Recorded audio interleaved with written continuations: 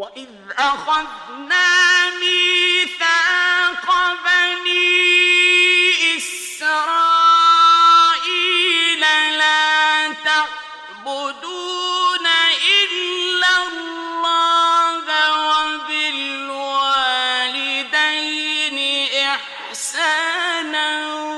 وَذِي الْقُرْبَىٰ وَالْيَتَامَىٰ وَالْمَسَاكِينِ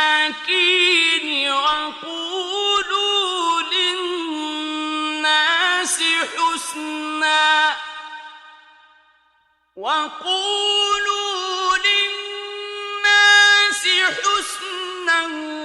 وَأَقِيمُوا الصَّلَاةَ وَآتُوا الزَّكَاةَ ثُمَّ تَوَلَّيْتُمْ إِلَّا قَلِيلًا مِّنكُمْ وَأَنتُم